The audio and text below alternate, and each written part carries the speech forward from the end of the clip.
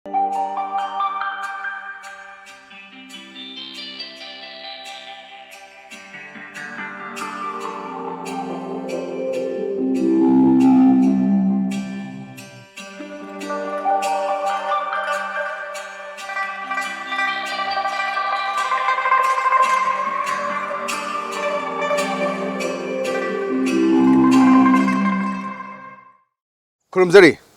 ELITETV ki Meerep the candidate ming tabiri ba singu Ahmed Taram Auchari ngasi akune pujrak ba Meerep ba si yaman naha ori ba aduga politics da kari gi changninga ibno hayeng mai palam mutun kai tawni hauji leiba political scenario si kaino habdu mayam da thamjage ahanbada Karamjit Arambam Taram Auchari ahanbada ELITETV bu ming tabiri ba viewers bu ayangna kurumjari ayaki ming Arambam Karamjit Pokfamna Kongampat Mayelekai Aibi Babagi Ming Arambam Kumar Aduga Aibu Pokpi Magi Ming Arambam Ongbi Pisang Macha Ai Chahi Nifu Humdoi Sure Yum Panjare Isanupi Ani Leire Aigi Loina Bigi Ming Arambam Ongbi Krishna Kumari Aduga Aya Class 1 day na 10 bong na Manipur Public School. Koreng Impal da tamjarei. 11, 12 na Dun Public School Delhi da tamjarei. Adugi matung da Delhi University da ge Mathematics Honors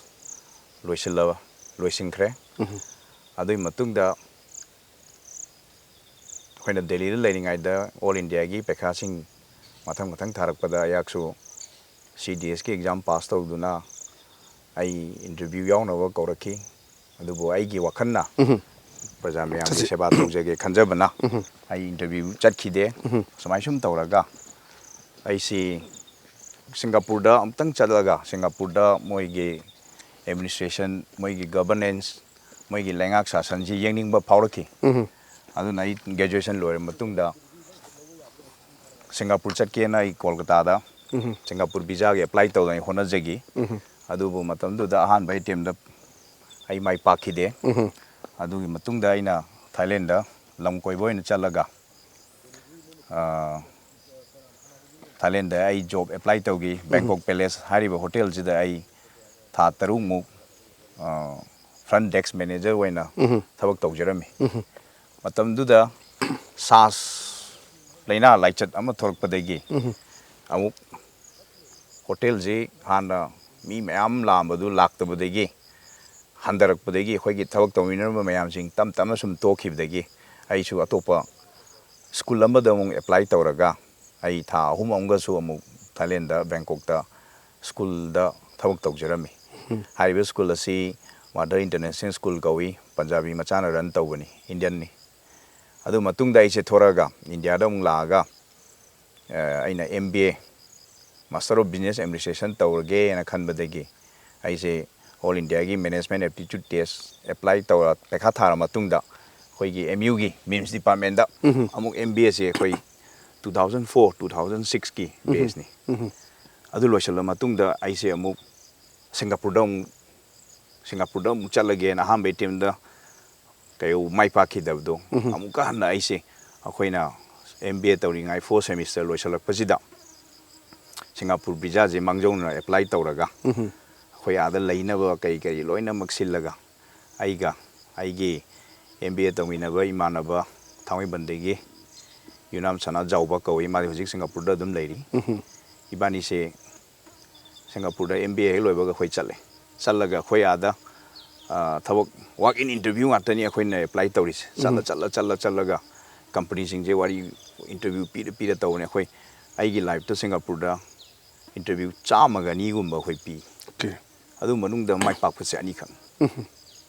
adi hojiki adu da in tawriba company si hang ten kawi retail outlet ni aduna khoi company si gi makha da chauba mall sing da shop punna 45 mung lei adu ge shop chauba ma khoi da aion da sinabane aina manage tawbane adu Singapore da moi gi da khoi na hek pamjaba moi gi administration moi gi governance moi gi environment khoi na sum thengnarakpada Moigi da you Hoigi Asian da quite each of Libel Lebaxi, Singapore ne long na ribbon. Moi currency, moi economy si moi GDP khoi gi India ga yang da moi na wang la lai ni ado ai wakhan da di praja mayam ga Manipur da halaga mayam gi seba tawge na khan bani na ai se Singapore dagi chahi ma thabuk toram matung da ai se Thailand da mung lai Thailand da la ga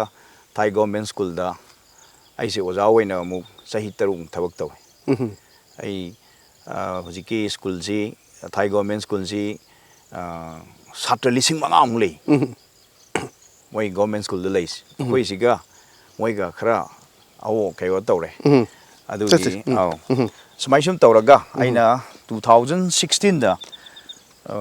khoina ada le nga yum da mark thorok pa de ai se dum lekai gi kari khoi gi sum activities social activities sum tawba ado 2016 de gi aina thabak toga ai se lamsang kendra gi waina Meerep oirage na khalla matung de gi di 2016 da ai yum da hale khwa pat da lere adu halak matung de gi di ai adum lamsang kendra sida khoi organization ji kan na tawba hori ai ne hek lamsang kendra da pangthorei si hek yok paga ai se khoi khwampa high school sida free coaching center ama hangtui hari si poksom jira parishad sida khoi organization ama lei EFC na education and felicitation committee khongam pa na sigi ai active member ni sina silaga khoi class 10 12 ta first divisioner jingje mara mathum yang thokpi program ja khoi sum chinba sigi keyo sida masa ma waina aina khwampa high school jida 2016 de gina 18 bause free da khoi angang class 8 9 10 je coaching pi adu pi raba matung maths na ina tai adigi science english khoina oja aina paisa pu thokcharaga moi gi salary gi package ama piraga tawjabani khoi oja hum mari sui moina su yamna mateng pangpi nahang atani adu matungda khoi lamsang kendra je chawbani na aina mu lamsang da leiba praja high school na Imphal West district ki makha da leiba ai je matam khara praja high school sida class 9 ga 10 ge mathematics jam tai ai pung nipan makhai dai chat paduna pung mapun makhai ga tara makhai bogi first period che aina ngasina class 9 takpa ai nongalam class 10 takpa swai sum chatharaga sum phana koi ta me adigi 2019 gi lor ko swai degi di covid ki lai chalak padigi khoi loimang lep khre degi ai gi election gi kai thok chingkhalak pasina adum lai takpai gi kai osima kai wa tawkhre ke yam phaja hum thami aduga ai la chene se Karamjit ki chinau si kya no chinau ji hojik mari ni se Karamjit na kya su ai khwai ahan ni ko aw chinau ai nupa hum aduga nupi ema okay maru na khoi politics ta changni ki buse ngasai budi hoi wari mayam le vire Thailand de leiruba de Singapore de leiruba politics sang ki buse karam ba khal de gi chang ki buno kaidu punsi da kai tare thokiba thokdu amana maram moiga chang ki natraga isagi forefather singsi adum politics ta gi horak para kari gi da politics pamu ni habi aina politics changjarak pachi akhoi naha ma waina satra wari ngai matam da satra amagi aim and object mayam leje mana pamjaba satra khara mana ai doctor wege engineer wege footballer wege ai sportsman wege army wege khanjai adumaina ai chu ngang wari ngai degi khoina class bab tarakpa 8 9 karakpa swai sidegi ai se praja mayam gi seba tawning bagi wakhan nam phori adu mathakta khoi ge hek pokpa khoi baba su hana presidency college ki chemistry head of department ni masu oja wer matung da kayo toroga board amule pa me 2000 da lamsang kendra da adu degi mana tawjaba pamjaramba adu mana di tahogdaba adu khoina mu tawning bagi hulam phawu degi adu politics e aina aigi career amani oige na khallaga aina mayam ama tawraga su aije politics change na khanbani na sigi wakhalon chin sum poraga aije hujik matam khari matung da 2016 degi sida purap full dedicate tawrage na tawra 2016 gi lorak pasida ne aina bole pane na declare tawraga asina politics ta khongdarak pase maruna hujik si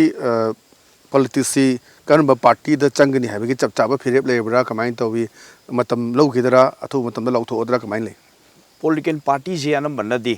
aiga chamin nambegi green signal di loim pire aina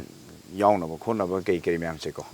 adu akhoi anouba oibanina Manipur gi context sum yengbada political party je akhoi je chap chana sidam sida yaurage habije ai hujik decision je leptri hayeng vote maya naksalakpada picture amadi thorakani okay adu kan hangjiling si hajik si handaki mekhal si de yamna naha oiba mire mayam tholeba ko aduna youth ki role se politics ta youth ki role si kamainen khali haibadi haina khoina khandaram badas politics se jidi hoigi ahal loiba sing to wadabani adagi laiba sing si khoi thabak tigi pothara ba pension phanga ba 62 years me da khoina sarkar na su haiba magi brain si sinaba loire haidana pension piraba kamu me ama tholak ba do handaki train sitane man nahaoiba se Karamjit kumba MBA loiba adagi Netherlands dal leiruba angang me ama ko balle kaina ga leiriba andru kena thoiba me ama tholei handaki youth ki iho aduga politics ta youth ki role se kainen khali Karamjit yam sengna haijaragadi politics tawgena thokpi reiba marum apang adagi alaman wero aigi wakandadi na waringai khoina energetic waringai tawningai thabak se tawningai matam sida thoragadi prasagi wena di yamna yai phadoine mana hayeng retire tawrakanda thorakpa sidi thabakna tawgadawna yamba tawningba yamba sonda mana tawbuna ngamhodaba masina maram oiga prajagi development kai da yam sondayeba adu naha oina jangagadi prajana di amakhak tawningba mana di tawningwa henmen marina hayeng mari manga thonga torokpa su yaiba aduna naha oina politics se career amani khallaga hena changjalaba adu lebak se yam thu jakhot ka doine aduna ne khoina hujik sum yengbada atopa develop countries sum yengbada su hoi naha jingje hojikan politics se career ma oina sum changai se adugi image thuni hoi India ra su taraiba adege Manipur su lai aduna masi naha jing na hen participate tawrege hoi lebak se hen development laini hen aigi wakhan lai se ado hojik Manipur ke society de leiriba naha sing hai tare ko mokhoina loriba role si kamaine ne ubi haji hojik leiriba youth sing de da phibam si karagu makharna khoi nisada ngaroga legiba atopada adagi chat loidaba lambi de chat khiba mayam su leiba aduna swagi khoi Manipur gi naha sing se kai do dakar oina khali yana potential leiba skill leiba yana talented oiba mayam su leiba ko aduga khoi gi politics su changak taba aduga atopada chakhiba su yawi swai sida young politician amona kari habining bali sai amasi yam sengna haregadi khoi gi asagi politician naha oiba oigera adegi ahan oigera mana khoi gi youth singjina nisada amada thaidoreise masi fajana khoina guidance pibam changi adu hariba guidance ko maina pina habada sai naha ji mana haijaba sinpham amamdi loi leje ma art and craft da hairamba su yai carpentry da hairamba su yai gardening da pamjaramba su yai hojikti lai thaba yonbagi culture amsu Manipur da yam paksan lai fruits ki tawo khotpa adu akhoina fajana point out tobiraga ne ma ji mana ngauri se kari gino mana so ni charom da chari se kai gino senthungi wat pei oijara la adu ta family ki problem leibra ma je fajana khoina lai kai de khoi pulop mayam haida le collective effort am tobiraga moi je fajana guide tobiraga di ngasai gi khoina Meerep moina chaliba mana guide je fajana tobiradi ngasai ngauchanna chake tawrambase afaba direction da adum puthokpa lamjingba ngamne ai thaji maruna Karamjit ki activities haidar activities as well as achievements so far ko maruna khoi Bangkok ta leiruba Singapore da leiruba mayam leire hajibau da Karamjit khanjaba da so far Karamjit ki achievement aduga activities se kari ne khali hojik mayam gi seba tawne thola bina khoi ki COVID-19 gi matam da mayam na mateng pang mana tragara tawu mayam su leine kari mateng to piren thai masi hoi aina hek thorokpodai tawreisi di yam khre khara aina ningjangbada hairagana ngasai education sector sima ai fajana thawai yauna tawjare angangjingda guide piba khotpa khodi matam kai thoktana aina lai su takpiba khotpiba class 9 10 khoi free coaching mathematics taktan khot tawba adegi amuk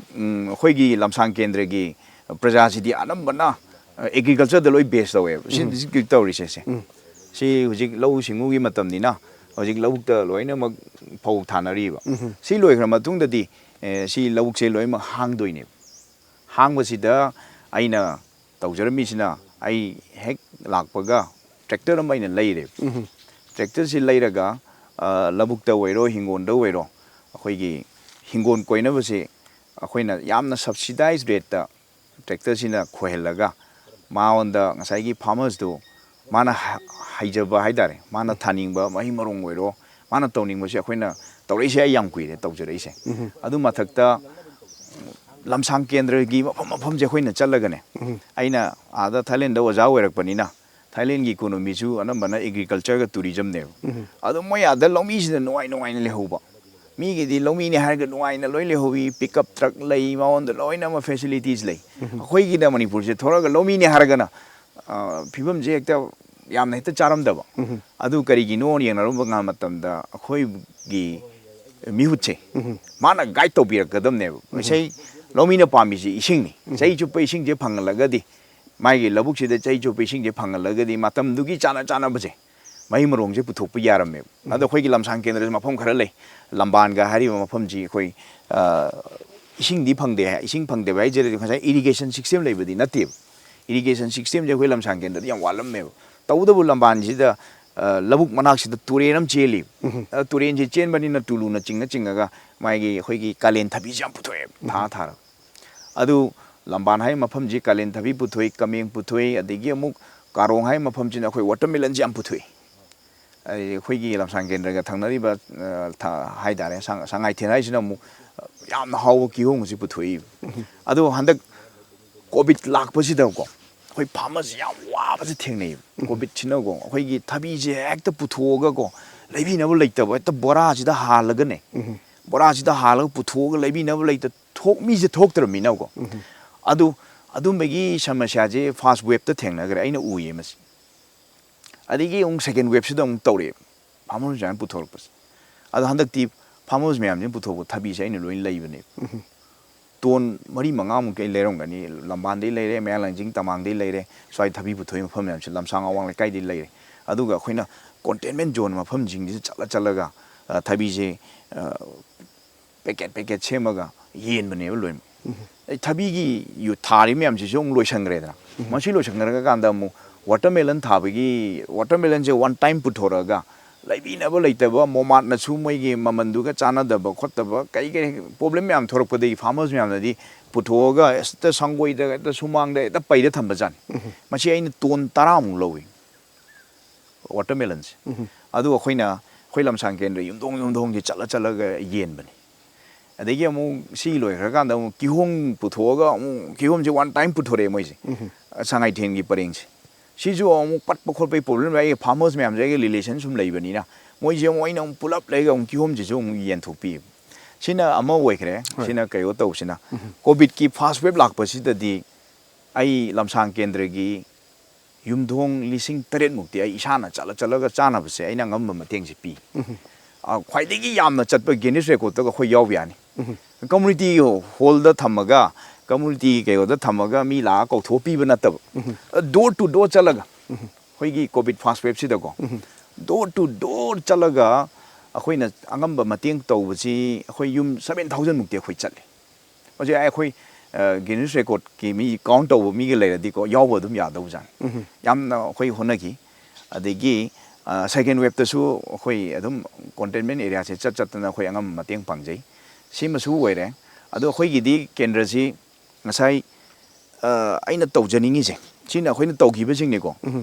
akhoi kendra je jira parishat ahum ne blais awang poksumam jira parishat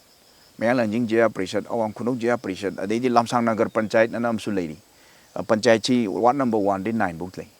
adei amo khoi Imphal West ki DC office lei si asi Laishram le khulem le kai haije asi ju lamsang kendra chingi voter around 3500 mung lei hai ba khoi lamsang kendra si da khoina koi chat pasida ngasi bogda khoina ngasi bogda ngasai farmer jinga mari lena ba cold storage leiti cold storage je mafam chabada amatang lerma ba sa khoi handak thabi patna mangi khol limyam je masi loina mak thamammaga ne adum mai timing da tawraga dum farmer jingje paisa je manghalam da ba yabane adu hairi je khoi hana oibiri mi ba mapi mapa oirmi ba khoi gi local MLA jingjina ꯁꯤꯒꯤ ꯚꯤꯖꯟꯁꯦ ꯂꯩꯍꯧꯗꯕꯅꯤꯅ ꯐꯥꯔꯃꯔꯁꯤꯡꯒꯤ ꯌꯥꯏꯐꯅꯕ ꯊꯕꯛꯁꯦ ꯇꯧꯔꯝꯗꯕꯅꯤꯅ ꯁꯤ ꯐꯥꯔꯃꯔꯁꯤꯡꯁꯦ ꯋꯥꯕꯅꯦꯕ ꯑꯁꯤꯃꯁꯨ ꯂꯩꯔꯦ ꯑꯗꯒꯤ ꯑꯩꯈꯣꯏꯒꯤ ꯑꯃꯒ ꯑꯩꯈꯣꯏꯅ ꯌꯥꯝ ꯊꯦꯡꯅꯖꯩ ꯑꯩꯈꯣꯏ ꯐꯥꯔꯃꯔꯁ ꯃꯌꯥꯝꯅ ꯑꯩꯈꯣꯏ ꯂꯝꯁꯥꯡ ꯀꯦꯟꯗ꯭ꯔꯒꯤ ꯄ꯭ꯔꯖꯥꯅ ꯌꯥꯝ ꯋꯥꯅ ꯊꯦꯡꯅꯔꯤꯁꯦ ꯕꯦꯡ ꯆꯠꯅꯕ ꯍꯣꯠꯅꯕꯁꯨ ꯑꯋꯥꯕ ꯑꯃꯅꯦꯕ ꯑꯩꯈꯣꯏ ꯆꯥꯎꯈ꯭ꯔꯕ ꯂꯝꯁꯥꯡ ꯀꯦꯟꯗ꯭ꯔꯁꯤ ꯅꯦꯁꯅꯦꯂꯥꯏꯁ ꯕꯦꯡ ꯑꯃꯐꯥꯎ ꯂꯩꯇꯦ ꯂꯝꯁꯥꯡ ꯕꯖꯥꯔꯗꯁꯨ ꯂꯩꯇꯦ ꯃꯤ ꯃꯌꯥꯝ ꯄꯨꯟꯐꯝꯅꯤ ꯑꯩꯈꯣꯏ ꯁꯣꯂꯣꯝꯗꯁꯨ ꯂꯩꯇꯦ ꯃꯅꯤꯡꯂꯣꯝꯗꯁꯨ ꯍꯧꯖꯤꯛ ꯃꯟꯇ꯭ꯔꯤꯒꯤ ꯂꯩꯀꯥꯏꯗꯁꯨ ꯂꯩꯇꯦ ꯑꯗꯨꯅ ꯑꯩꯈꯣꯏꯒꯤ ꯍꯌꯦꯡ ꯑꯩꯈꯣꯏꯅ ꯃꯥꯏ ꯄꯥꯛꯇꯅ MLAꯒ ꯑꯣꯏꯔꯒꯗꯤ ꯑꯩꯅ ꯇꯧꯒꯦꯅ ꯈꯜꯂꯤꯁꯤ ꯅꯦꯁꯅꯦꯂꯥꯏꯁ ꯕꯦꯡꯁꯦ ꯂꯣꯀꯦꯁꯟ 5-6 ꯄꯨꯔꯛꯀꯦꯅ ꯈꯜꯂꯤ ꯑꯣꯀꯦ ꯑꯗꯨꯒꯤ ꯃꯥꯏ ꯄꯥꯛꯄꯒꯤ ꯃꯔꯛ ꯂꯥꯛꯁꯤꯒ ꯑꯗꯨꯒ ꯑꯧ ꯃꯈꯥ ꯇꯥꯅ ꯂꯥꯛꯆꯅꯤꯡꯉꯤꯁꯤꯅ ꯑꯩꯈꯣꯏ ꯂꯝꯁꯥꯡ ꯀꯦꯟꯗ꯭ꯔꯒꯤ ꯑꯣꯏꯅ ꯈ꯭ꯋꯥꯏꯗꯒꯤ ꯁꯣꯊꯔꯤꯕ ꯖꯒꯥꯁꯤ ꯑꯦꯔꯤꯌꯥꯁꯤ ꯀꯔꯤ ꯀꯔꯤꯅꯣ ꯀꯦꯟꯗ꯭ꯔꯁꯤꯒꯤ ꯂꯩꯔꯤꯕ ꯑꯋꯥꯠ ꯑꯄꯥꯁꯦ ꯀꯔꯤꯅꯦꯅ ꯈꯜꯂꯤꯁꯦ ꯏꯖꯨꯀꯦꯁꯟꯒꯤ ꯑꯣꯏꯕ ꯌꯥꯏ ꯍꯦꯜꯊꯀꯤ ꯑꯣꯏꯕ ꯌꯥꯏ ꯔꯣꯗꯀꯤ ꯑꯣꯏꯕ ꯌꯥꯏ ꯏꯁꯤꯡꯒꯤ ꯑꯣꯏꯕ ꯌꯥꯏ ꯃꯌꯥꯝꯁꯤꯗ ꯀꯗꯥꯏ ꯑꯦꯔꯤꯌꯥꯗꯅ ꯈ꯭ꯋꯥꯏ ꯂꯝꯁꯥꯡ ꯑꯦꯔꯤꯌꯥꯅ ꯁꯣꯊꯩꯌꯦꯅ ꯈꯜꯂꯤꯁꯦ ꯑꯗꯨꯒꯤ ꯍꯥꯏꯔꯨꯔꯗꯤ ꯂꯝꯁꯥꯡ ꯀꯦꯟꯗ꯭ꯔꯁꯦ ꯑꯩ ꯍꯧꯖꯤꯛ ꯍꯥꯎꯁ ꯀꯦꯝꯄꯦꯟ ꯀꯟꯅ ꯆꯠꯊꯔꯤ ꯍꯥꯎꯁ ꯀꯦꯝꯄꯦꯟ ꯆꯠꯊꯕꯁꯦ ꯑꯩꯗꯤ ꯀꯣꯚꯤꯗ ꯃꯇꯝꯗꯁꯨ ꯑꯃꯨꯛ ꯆꯠꯂꯕꯅꯤ ꯑꯗꯨ ꯑꯋꯥꯡꯄꯣꯠꯁꯪ ꯖꯤꯂꯥ ꯄꯔꯤꯁꯠꯁꯦ ꯀꯣꯚꯤꯗ ꯃꯇꯝꯗ ꯆꯠꯄ ꯅꯪꯍꯧꯗꯦ ꯒꯣꯔꯃꯦꯟꯅ ꯑꯊꯤꯡꯕ ꯂꯩꯔꯛꯄ ꯐꯨꯗ ꯕꯦꯡꯛꯗ ꯐꯨꯗꯁꯤꯡ ꯆꯥꯅꯕꯁꯤꯡꯗ ꯄꯤꯁꯜꯂꯨ ꯍꯥꯏꯔꯛꯄ ꯈꯣꯠꯂꯛꯄ ꯂꯩꯕꯗꯒꯤ ꯑꯩꯈꯣꯏꯁꯦ ꯁꯣꯝ ꯅꯥꯀꯟꯒꯤ ꯑꯋꯥꯡꯄꯣꯠꯁꯪ ꯖꯤꯂꯥ ꯄꯔꯤꯁꯠꯀꯤ ꯃꯈꯥ ꯈꯨꯡꯒꯪ ꯈꯔ ꯆꯠꯄ ꯅꯪꯍꯧꯗꯦ ꯑꯗꯨꯕꯨ ꯍꯟꯗꯛ ꯑꯩꯈꯣꯏꯅ ꯍꯥꯎꯁ ꯀꯦꯝꯄꯦꯟꯁꯤ ꯑꯩꯈꯣꯏ 45 days ꯃꯨꯛ ꯁꯨꯔꯦ ꯑꯩꯈꯣꯏꯅ ꯍꯥꯎꯁ ꯀꯦꯝꯄꯦꯟ ꯑꯩꯈꯣꯏꯅ ꯆꯠꯊꯔꯛꯏꯁꯦ ꯗꯣꯔ ꯇꯨ ꯗꯣꯔ ꯆꯠꯂꯒ ꯃꯌꯥꯝꯅ ꯀꯩ ꯇꯧꯔꯤ ꯀꯃꯥꯏꯅ ꯍꯤꯡꯉꯤ ꯀꯃꯥꯏꯅ ꯇꯧꯔꯤ ꯈꯣꯠꯂꯤ ꯍꯥꯏꯕꯁꯦ ꯁꯨꯝ ꯌꯦꯡꯕ ꯆꯠꯄ ꯑꯣꯏꯅ ꯍꯧꯖꯤꯛ ꯑꯩꯈꯣই ꯇꯤꯡꯒ꯭ꯔꯤ ꯂꯩꯀꯤꯟꯊꯕꯤ ꯁꯣꯟꯗꯩ ꯍꯧꯔꯛꯄꯁꯤ ꯍꯧꯖꯤꯛ ꯑꯩꯈꯣꯏ ꯍꯥꯎꯁ ꯀꯦꯝꯄꯦꯟꯁꯦ ꯚꯤꯂꯦꯖ 15 ꯃꯊꯛ ꯂꯣꯏꯁꯜꯂꯦ ꯍꯧꯖꯤꯛ ꯑꯩꯈꯣꯏ ꯃꯌꯥꯡꯂꯥꯟꯖꯤꯡ ꯇꯃꯥꯡ ꯉꯔꯥꯡ ꯂꯣꯏꯁꯟꯈ꯭ꯔꯦ ꯅꯨꯃꯤꯠ 5ꯅꯤ ꯆꯪꯉꯤ ꯅꯨꯃꯤꯠ 5ꯅꯤ ꯑꯩ ꯃꯇꯝ ꯄꯤ ꯃꯌꯥꯡꯂꯥꯟꯖꯤꯡ ꯇꯃꯥꯡ ꯑꯩꯈꯣꯏ ꯉꯁꯤ ꯍꯣꯔꯦꯟ ꯅꯨꯡꯗꯥꯡꯋꯥꯏꯔꯝꯗꯒꯤ ꯃꯌꯥꯡꯂꯥꯟꯖꯤꯡ ꯇꯥꯅꯤꯡ ꯑꯃꯨꯛ ꯍꯧꯗꯣꯏꯅꯤ ꯆꯠꯂꯨꯕꯗ ꯑꯩꯈꯣꯏꯅ ꯊꯦꯡꯅꯔꯤꯁꯦ ꯇꯣꯇꯤ ꯏꯁꯤꯡ ꯊꯛꯇꯕ ꯑꯩꯈꯣꯏꯒꯤ ꯏꯟꯗꯤꯌꯥꯅ ꯍꯦꯛ ꯅꯤꯡꯈꯥ ꯇꯝꯕꯗꯒꯤꯅ ꯉꯁꯤꯐꯥꯎꯗ ꯇꯣꯇꯤ ꯏꯁꯤꯡ ꯁꯨꯡꯊꯛ ꯊꯛꯇꯕ ꯑꯩꯈꯣꯏ ꯂꯝꯁꯥꯡ ꯀꯦꯟꯗ꯭ꯔꯗ ꯈꯨꯟ ꯈꯔ ꯑꯗꯨꯝ ꯂꯩꯔꯤ ꯃꯁꯤ ꯍꯥꯏꯔꯗꯤ ꯌꯥꯝ ꯏꯀꯥꯏꯅꯤꯡꯉꯥꯏꯅꯤ ꯈꯨꯟꯁꯤꯡꯗꯣ ꯑꯩ ꯄꯜꯂꯝꯃꯔꯣꯏꯒꯦ ꯁꯤ ꯑꯩꯈꯣꯏꯅ ꯆꯠꯄ ꯊꯦꯡꯅꯕꯅꯤꯀꯣ ꯑꯗꯨꯝ ꯃꯄꯤ ꯃꯄꯥ ꯑꯣꯏꯕꯁꯤꯡꯗꯅ ꯈꯟꯇꯣꯛꯆꯔꯒ ꯑꯗꯨꯝ ꯄꯤꯅꯕ ꯇꯧꯕꯤꯔꯣ ꯃꯁꯤꯁꯤꯃ ꯇꯣꯇꯤ ꯏꯁꯤꯡ ꯊꯛꯇꯕ ꯂꯩꯀꯥꯏ ꯈꯨꯡꯒꯪ ꯂꯩꯔꯤꯕ ꯏꯟꯗꯤꯌꯥꯅ ꯅꯤꯡꯈꯥ ꯇꯝꯃꯛꯏꯁꯤ 1947ꯗꯩꯅꯤ ꯆꯍꯤ ꯑꯗꯨ 75 ꯆꯍꯤ ꯁꯨꯔꯕꯅꯤ ꯐꯅꯌꯥꯝꯁꯤꯗ ꯇꯣꯇꯤ ꯏꯁꯤꯡ ꯊꯛꯇꯕ ꯚꯤꯂꯦꯖ ꯂꯩꯕ ꯍꯥꯏꯁꯦ ꯑꯩꯈꯣꯏ ꯚꯦꯂꯤꯗ ꯂꯩꯕ ꯀꯦꯟꯗ꯭ꯔ ꯃꯌꯥꯝꯁꯤ ꯏꯝꯐꯥꯜꯒꯤ ꯚꯦꯂꯤꯁꯤꯗ ꯂꯩꯅ ꯇꯣꯇꯤ ꯏꯁꯤꯡ ꯁꯨꯡꯐꯪ ꯄꯥꯏꯞꯐꯥꯎ ꯌꯧꯔꯛꯇꯕ ꯃꯐꯝ ꯂꯩꯔꯤ ꯃꯁꯤ ꯑꯩꯈꯣꯏ ꯂꯝꯁꯥꯡ ꯀꯦꯟꯗ꯭ꯔꯗ ꯂꯩꯌꯦ ꯃꯁꯤ ꯁꯤꯃ ꯂꯩꯔꯦ ꯑꯗꯒꯤ ꯍꯥꯎꯁꯤꯡ ꯐꯣꯔ ꯑꯣꯜ ꯑꯅ ꯃꯌꯥꯝ ꯒꯣꯔꯃꯦꯟꯒꯤ ꯁ꯭ꯀꯤꯝ ꯌꯨꯝ ꯌꯥꯝ ꯁꯥꯕꯒꯤ ꯂꯩꯕꯁꯦ ꯑꯩꯈꯣꯏꯅ ꯆꯠꯂꯒ ꯌꯦꯡꯉꯨꯕꯗ ꯐꯪꯒꯗꯧꯕ ꯃꯤꯗꯨꯅ ꯉꯁꯥꯏꯒꯤ ꯌꯨꯝꯁꯦ ꯐꯪꯉꯝꯗꯕ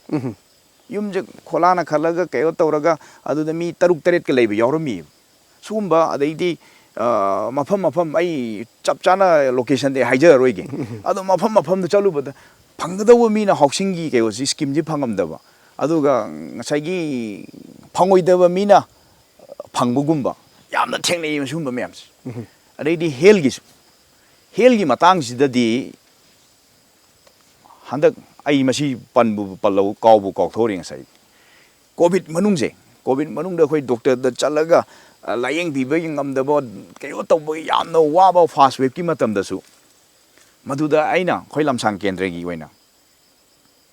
ꯑꯩꯒꯤ ꯃꯔꯨꯞꯀꯤ ꯌꯦꯂꯣꯃꯤ ꯍꯦꯜꯊ ꯀꯦꯌꯔ ꯑꯅ ꯑꯃ ꯂꯩ ꯄ꯭ꯔꯥꯏꯚꯦꯠ ꯂꯤꯃꯤꯇꯦꯗ ꯈ꯭ꯋꯥꯡꯕꯥꯠꯇ ꯂꯩ ꯃꯥꯒ ꯑꯩꯒ ꯇꯥꯏꯔꯞ ꯇꯧꯔꯒ ꯃꯥꯒꯤ ꯀ꯭ꯂꯤꯅꯤꯛꯁꯤꯒ ꯑꯩꯈꯣꯏꯅ ꯈꯨꯡꯒꯪꯁꯤꯗ ꯑꯅꯥꯕ ꯌꯥꯎꯔꯛꯄꯁꯦ ꯑꯩꯒꯤ ꯒꯥꯔꯤ 3-4 ꯆꯠꯂꯒ ꯂꯧꯈꯠꯂꯦ ꯂꯩꯀꯥꯏꯁꯦ ꯑꯩꯈꯣꯏ ꯍꯥꯟꯅ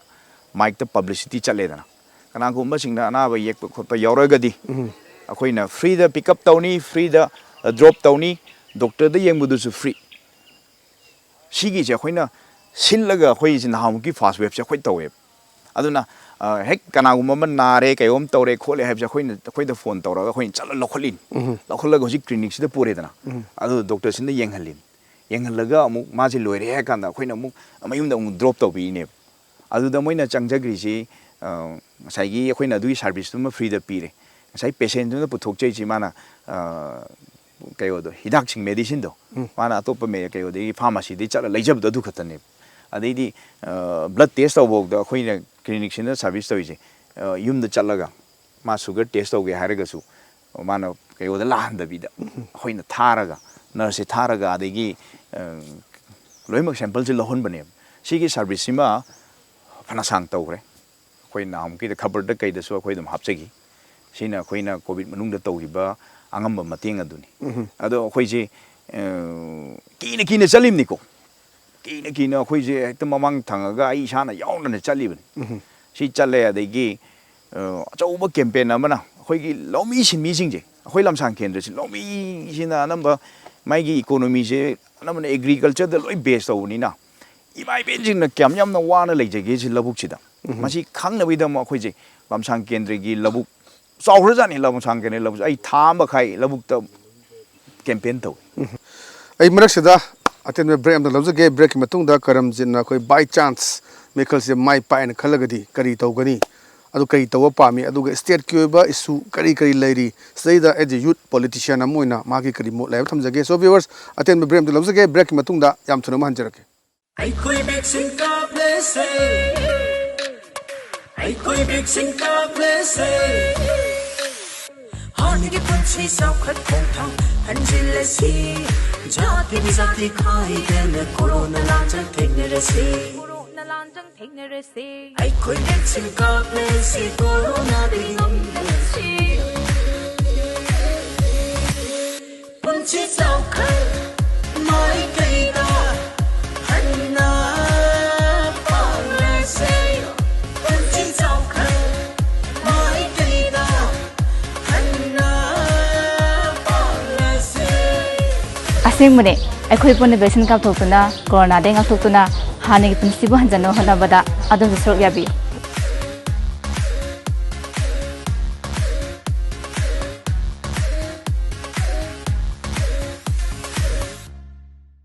ꯕ꯭ꯔꯦꯛꯀꯤ ꯃꯇꯨꯡꯗ ꯃꯌꯥꯝꯕꯨ ꯇꯔꯥꯝꯅ ꯑꯣꯛꯆꯔꯤ ꯑꯩꯅ ꯃꯈꯥ ꯇꯥꯅ ꯀꯔꯝꯖꯤꯠꯇꯒꯤ ꯂꯥꯛꯆꯅꯤꯡꯉꯤꯁꯤ ꯍꯧꯖꯤꯛ ꯇꯣꯉꯥꯟꯕ ꯃꯌꯥꯝ ꯑꯃ ꯇꯥꯛꯄꯤꯔꯦꯀꯣ ꯑꯗꯨꯒ ꯂꯝꯁꯥꯡ ꯀꯦꯟꯗ꯭ꯔꯒꯤ ꯑꯣꯏꯅ ꯑꯩꯈꯣꯏꯒꯤ ꯑꯦꯒ꯭ꯔꯤꯀꯜꯆꯔ ꯁꯦꯛꯇꯔꯁꯤꯗ ꯀꯔꯤ ꯇꯧꯈ꯭ꯔꯦ ꯍꯧꯖꯤꯛ ꯐꯥꯎꯕꯗ ꯑꯩꯈꯣꯏꯅ ꯇꯥꯖꯕꯗ ꯑꯩꯈꯣꯏ ꯀꯔꯝꯖꯤꯠꯁꯦ ꯑꯩꯈꯣꯏ ꯃꯔꯨ ꯃꯔꯥꯡ ꯏꯕꯨꯡꯉꯣ ꯍꯥꯏꯔꯒꯁꯨ ꯈꯪꯅꯩ ꯃꯌꯥꯝ ꯑꯍꯟꯁꯤꯡꯅ ꯑꯩꯈꯣꯏꯅ ꯇꯥꯕꯁꯨ ꯍꯪꯕꯗꯀꯣ ꯁꯤ ꯃꯇꯥꯡ ꯈꯤꯇꯪ ꯊꯝꯕꯤꯌꯨ ꯑꯦꯒ꯭ꯔꯤꯀꯜꯆꯔ ꯁꯦꯛꯇꯔꯁꯤꯗ ꯑꯩꯍꯥꯛꯅ ꯍꯧꯖꯤꯛ ꯐꯥꯎꯗ ꯇꯧꯖꯔꯛꯏꯁꯤ ꯑꯅꯝꯕꯅ ꯐꯥꯔꯃꯔꯁꯤꯡꯁꯤꯒ ꯑꯩꯒ ꯆꯠꯃꯤꯟꯅꯕ ꯑꯗꯨ ꯃꯇꯨꯡꯗ ꯈꯨꯡꯒꯪꯁꯤꯡꯗ ꯆꯠꯂꯒ ꯑꯦꯋꯦꯔꯅꯦꯁ ꯄ꯭ꯔꯣꯒ꯭ꯔꯥꯝꯁꯤ ꯄꯤꯕ ꯑꯩꯅ ꯊꯤꯝ ꯑꯃ ꯄꯨꯊꯣꯛꯆꯩ ꯑꯩꯈꯣꯏ ꯊꯕꯛ ꯁꯨꯔꯁꯤꯅ ꯊꯤꯝꯁꯤ ꯑꯩꯈꯣꯏꯅ ꯈꯨꯡꯒꯪꯁꯤꯗ ꯆꯠꯂꯒ ꯂꯧꯃꯤꯁꯤꯡꯁꯤꯗ ꯑꯩꯈꯣꯏꯅ ꯉꯁꯤꯗꯤ ꯑꯦꯒ꯭ꯔꯤꯀꯜꯆꯔꯒ ꯃꯔꯤ ꯂꯩꯅꯅ ꯑꯦꯋꯦꯔꯅꯦꯁ ꯄ꯭ꯔꯣꯒ꯭ꯔꯥꯝ ꯑꯃ ꯇꯧꯒꯗꯣꯔꯤ ꯑꯗꯨ ꯃꯊꯛꯇ ꯑꯩꯒꯤ ꯚꯣꯠꯀꯤ ꯀꯦꯝꯄꯦꯟ ꯑꯃꯁꯨ ꯑꯣꯏꯅ ꯑꯩꯈꯣꯏ ꯊꯕꯛ ꯁꯨꯔꯁꯤ ꯍꯥꯏꯕ ꯊꯤꯝꯁꯤꯗ ꯃꯌꯥꯝꯁꯦ ꯂꯧꯃꯤꯁꯤꯡꯁꯦ ꯂꯣꯏꯅꯃꯛ ꯑꯩꯈꯣꯏꯅ ꯏꯟꯚꯥꯏꯠ ꯇꯧꯔꯒ ꯃꯐꯝꯗꯨꯗ ꯑꯩꯈꯣꯏꯅ ꯉꯁꯤꯐꯥꯎ 2016ꯗꯩꯅ ꯍꯧꯖꯤꯛ ꯐꯥꯎꯕꯗ ꯑꯦꯋꯦꯔꯅꯦꯁ ꯄ꯭ꯔꯣꯒ꯭ꯔꯥꯝꯁꯤ 300+ ꯑꯩꯈꯣꯏ ꯄꯤꯈ꯭ꯔꯦ ꯑꯗꯨ ꯍꯧꯖꯤꯛꯀꯤ ꯑꯦꯋꯦꯔꯅꯦꯁ ꯄ꯭ꯔꯣꯒ꯭ꯔꯥꯝꯁꯤ ꯌꯥꯎꯕ ꯂꯥꯛꯄꯁꯤꯡꯁꯤꯗ ꯑꯩꯈꯣꯏꯅ ꯑꯩꯅ ꯊꯥꯏꯂꯦꯟꯗꯒꯤ ꯆꯦꯟꯖꯕ ꯃꯔꯨ ꯃꯔꯥꯡꯁꯤꯡ ꯍꯥꯏꯇꯥꯔꯦ ꯁꯝꯃꯔꯒꯤ ꯀ꯭ꯔꯣꯞꯁꯤꯡ ꯋꯤꯟꯇꯔꯒꯤ ꯀ꯭ꯔꯣꯞꯁꯤꯡ ꯁꯝꯃꯔꯒꯤ ꯀ꯭ꯔꯣꯞꯁꯤꯡꯗ ꯌꯥꯎꯔꯤꯁꯤ ꯊꯕꯤꯁꯤꯗ ꯑꯩꯈꯣꯏ ꯚꯦꯔꯥꯏꯇꯤ ꯃꯈꯜ 9ꯃꯨꯛ ꯊꯕꯤꯁꯤ ꯄꯨꯔꯥ ꯍꯥꯏ ꯌꯦꯜꯗꯤꯡ ꯀꯨꯀꯨꯝꯕꯔ ꯉꯥꯛꯇꯅꯤꯅ ꯊꯕꯤꯁꯤ ꯃꯇꯥꯡꯒꯤ ꯊꯕꯤꯒꯁꯦ ꯄꯥꯟꯕ ꯁꯤꯒꯨꯝꯕ ꯀ꯭ꯔꯣꯞꯁꯤꯡꯁꯦ ꯑꯩꯈꯣꯏꯅ ꯂꯝꯁꯥꯡ ꯀꯦꯟꯗ꯭ꯔꯒꯤ ꯃꯐꯝꯁꯤꯡꯗ ꯑꯦꯋꯦꯔꯅꯦꯁ ꯄ꯭ꯔꯣꯒ꯭ꯔꯥꯝꯁꯦ ꯁꯤꯜꯂꯒ ꯁꯝꯃꯔ ꯀ꯭ꯔꯣꯞꯇꯅ ꯊꯕꯤ ꯄꯤꯔꯦ ꯋꯥꯇꯔꯃꯦꯂꯟ ꯄꯤꯔꯦ ꯑꯗꯩꯗꯤ ꯃꯥꯏꯔꯦꯟ ꯄꯤꯔꯦ ꯑꯗꯩꯗꯤ ꯍꯋꯥꯏ ꯑꯁꯥꯡꯕꯤ ꯑꯩꯒꯤ ꯍꯋꯥꯏꯁꯤ ꯁ꯭ꯋꯥꯏꯃꯨꯛꯀ ꯁꯥꯡꯕꯖꯥꯠꯅꯤ ꯉꯁꯥꯏꯒꯤ ꯀꯩꯅꯣꯁꯦ ꯄꯣꯝ ꯍꯋꯥꯏꯁꯦ ꯃꯁꯤ ꯊꯥꯏꯂꯦꯟꯗꯁꯨ ꯌꯥꯝꯅ ꯄꯣꯄꯨꯂꯔ ꯑꯣꯏꯕ ꯃꯣꯏꯒꯤ ꯄꯄꯌꯥ ꯁꯂꯥꯠ ꯇꯧꯕꯗ ꯁꯦꯝꯕꯗ ꯀꯩꯗ ꯆꯥꯕꯗ ꯁꯤꯖꯤꯟꯅꯕ ꯀꯩꯅꯣꯅꯤ ꯑꯗꯒꯤ ꯋꯥꯇꯔꯃꯦꯂꯟꯗꯁꯨ ꯃꯈꯜ ꯌꯥꯝꯃꯦ ꯑꯗꯒꯤ ꯑꯃꯨꯛ ꯆꯨꯖꯥꯛ ꯚꯦꯔꯥꯏꯇꯤ ꯃꯌꯥꯝ ꯄꯤꯔꯦ ꯆꯨꯖꯥꯛ ꯃꯔꯨꯁꯦ ꯑꯗꯨ ꯃꯅꯨꯡꯗ ꯈ꯭ꯋꯥꯏꯗꯒꯤ ꯌꯨꯅꯤꯛ ꯑꯣꯏꯕ ꯂꯝꯁꯥꯡ ꯀꯦꯟꯗ꯭ꯔꯗ ꯈꯇꯪ ꯄꯨꯊꯣꯛꯄ ꯃꯅꯤꯄꯨꯔꯒꯤ ꯃꯐꯝ ꯑꯇꯣꯞꯄꯗ ꯐꯪꯗ꯭ꯔꯤꯕ ꯍꯥꯏꯇꯥꯔꯦ ꯑꯩꯈꯣꯏꯒꯤ ꯂꯝꯁꯥꯡ ꯀꯦꯟꯗ꯭ꯔꯗ ꯈꯇꯪ ꯑꯩꯅ ꯄꯤꯕ ꯍꯧꯖꯤꯛꯀꯤ ꯆꯥꯛꯍꯥꯎ ꯆꯨꯖꯥꯛꯁꯦ ꯑꯩꯈꯣꯏ ꯂꯝꯁꯥꯡ ꯀꯦꯟꯗ꯭ꯔ ꯌꯨꯝ 100ꯗ 70 ꯍꯥꯎꯁ ꯍꯣꯜꯗꯤ ꯊꯥꯗꯅ ꯂꯣꯏ ꯆꯥꯅꯔꯕꯅꯤ ꯃꯁꯤ ꯑꯩꯈꯣꯏꯅ ꯃꯥꯔꯀꯦꯠ ꯇꯧꯕꯗ ꯑꯩꯅ ꯃꯥꯔꯀꯦꯠ ꯇꯧꯅꯕ ꯃꯣꯏꯁꯦ ꯑꯩꯅ ꯍꯣꯠꯅꯕꯤ 100ꯒꯤ ꯑꯁꯥꯡꯕ ꯐꯖꯕꯁꯦ 100ꯒꯤ 3 ꯇꯧꯕꯗ ꯂꯩꯌꯦꯕ ꯑꯗꯨ ꯈꯤꯇꯪ ꯇꯦꯟꯇꯛ ꯇꯧꯕꯗꯨꯅ 100ꯒꯤ 5-6 ꯇꯧꯕꯗ ꯃꯤꯁꯦ ꯂꯩꯗꯣꯏ ꯍꯥꯟꯅ ꯑꯩꯈꯣꯏ ꯑꯗꯨꯝ ꯑꯣꯔꯗꯔ ꯂꯧꯕ ꯂꯩꯒꯦ ꯍꯥꯏꯕꯁꯤꯅ ꯑꯅꯝꯕꯅꯤ ꯑꯗꯨ ꯄꯨꯊꯣꯔꯒꯁꯨ ꯐꯥꯔꯃꯔꯁ ꯃꯌꯥꯝꯁꯤꯅ ꯄꯨꯊꯣꯔꯒꯁꯨ ꯍꯥꯎꯕꯅꯤꯅꯅꯦ ꯃꯣꯏꯒꯤ ꯐꯦꯃꯤꯂꯤꯁꯤꯡ ꯆꯥꯕꯗꯣ ꯁꯤꯖꯤꯟꯅꯗꯕ ꯌꯣꯟꯅꯕꯁꯦ ꯂꯩꯇꯕ ꯑꯗꯨ ꯁꯤꯁꯤꯃ ꯍꯧꯖꯤꯛ ꯑꯩꯈꯣꯏꯒꯤ ꯂꯝꯁꯥꯡ ꯀꯦꯟꯗ꯭ꯔꯒꯤ ꯑꯣꯏꯅꯗꯤ ꯌꯥꯝꯅ ꯌꯨꯅꯤꯛ ꯑꯣꯏꯕ ꯄ꯭ꯔꯗꯛꯅꯤ ꯃꯁꯤ ꯂꯧ ꯁꯪꯉꯝ ꯑꯃ ꯍꯧꯖꯤꯛꯀꯤ ꯃꯔꯨꯁꯦ ꯑꯩꯈꯣꯏꯅ ꯑꯥꯗꯒꯤ ꯏꯝꯄꯣꯔꯠ ꯇꯧꯔꯒ ꯄꯣꯔꯛꯄꯅꯤꯅ ꯂꯧ ꯁꯪꯉꯝ ꯑꯃ ꯊꯥꯕꯗ ꯀꯤꯂꯣ 3 to 4 kg ꯆꯪꯒꯗꯣꯏꯅꯦꯕ ꯂꯧ ꯁꯪꯉꯝ ꯑꯃꯗ ꯍꯧꯖꯤꯛ ꯆꯨꯖꯥꯛꯁꯦ ꯊꯥꯕꯁꯦ ꯁꯤꯃ ꯂꯩꯖꯔꯦ ꯑꯩꯈꯣꯏꯅ ꯂꯝꯁꯥꯡ ꯀꯦꯟꯗ꯭ꯔꯒꯤꯁꯤꯗ ꯇꯧꯔꯛꯄꯁꯤ ꯃꯐꯝꯗ ꯑꯗꯩꯗꯤ ꯋꯤꯟꯇꯔ ꯀ꯭ꯔꯣꯞꯁꯦ ꯋꯤꯟꯇꯔ ꯆꯪꯉꯛꯄ ꯃꯇꯝꯁꯤꯗ ꯑꯩꯈꯣꯏꯅ ꯋꯤꯟꯇꯔ ꯀ꯭ꯔꯣꯞꯁꯦ ꯑꯃꯨꯛ ꯌꯦꯟꯊꯣꯛꯑꯦꯕ winter crop si jo khoi awareness program je sin doini mafam chalaga awareness program silaga winter crop se khoi na mu khamena sinba je pambi mada 70 to 100 khamen je pale phajana kayo tawbud adei broccoli na hujik kobi asang bam thori masi delbro sa chalaga lairo ga yam tang mujani packet amda dum 500 plus ngata ni rupees piece per packet ado khoina dei poraga asigumba maru atang tang wasing je khoina free da loim pibane adi cauliflower adi cabbage adi gajar adi winter gi crop sing je sina winter gi crop sing oigre sidagi amu khoina amu papaya amu high yielding papaya je khoina adegi maru je poraga aini yenthue adu yenthoga kolom se ma tharaga hujik lamsang kendra gi village anambada papaya je palaga chanare ado mafam da hujik pal peram panari sina khoina papaya sing yenthoki begini adegi hujik sigi maning de uriba farm ji sidai su kayo to bu yauri khoina Thailand digi import to pusalakpa pungdon haidare pungdon ji size yam chawkhran angang makong ko chawkhran palaga khaido ka manung maru si yam yauri doin khoi hujik sigi pungdol ji Thailand na patana export tawri madu khoina nursery farm degi aina hainaraga wa ngasai moina grab tawro semba pambi je poraga khoina lamsang kendri mafam de yenthokcham ne pambi lisingam chawa mukse khoi covid laktringe mamang da khoi yenthokchagre adu hujik pandana chanaro sina kayo mo were adei di khoi aina tawjarak pachi aina tractor ama leire haga khoi thabak suraji haiba thimji da yaurokpa farmers mayam do magi low matam da su magi low se khoire mina lupa 800 per sangam da khoi bado khoina 500 per sangam da khoi bani sei chum jahi ahum mari je chathar ini adei di awang posong khulena na haiba mafam am leiri adu da koro hanba farmers club kain lai farmers mayam je ga pullaga aina tractor si moi gi labuk se loina khoidok pirga khoi gehu thabi program ka tawri gehu thabi program ji ahan ba gi tawbada de khoi mai pakki de samai dam da gi sing lakadau da laktadana akhoina kayo tawdana ising nong matam da natamina winter matam da ni na ising watpa de gi low pari taru tare mung tawdo low pari amamuk ti khoi gehu lokhi sina gehu thabarom da mung tawkhre adei di lamban ga hari mafam je ai gi tractor si adum numi tare ni ga lihalin aduga moi gi kayo sil loi khra matung low lokpa sil loi khra matung thabi tha ga do khot ka dause loina mak subsidize rate adum kanagum makharana adum paisa pidana adum yam leijadaba mim da de adum khoina adum free da ko khom khoidok pani aduga smai sum tawraga khoi agriculture ji sakhoran da ya de agriculture ji adagi product su value je sigi product singa sai chau chu jak je masi market taw da paisa lei paisa tan ba yai je ado khoi na sai akhoi thabak suraji haiba thim ji da farmers myam je pulap pusalaga awareness program je piraga mana haijaba mai gi agri ji da sidom da pothok se puthon bane aduga hujik sakai thawdi loi piba ngamba natamnina mana haijaba haidare sidai sida khoina mai je onjalaga agriculture gi sida lamsang kendra je paksan na torpane adubu hujikti ai sana ai pocket money dei tawjabrina yamna ekta paksan tawbo makti ripoding ngamdri okay by chance mikhal sida mai pa ena khalasi Karamjit na cost priority se lamsang kendra gi as well as Manipur gi as a naha politician amana kai tawgen khale priority se kai ne lei huji haijari sini akhoi kai gumba mikhal ji mai paktana mayam gi seba se tawba phangjara gadi khara chawna tawba ya kadoi si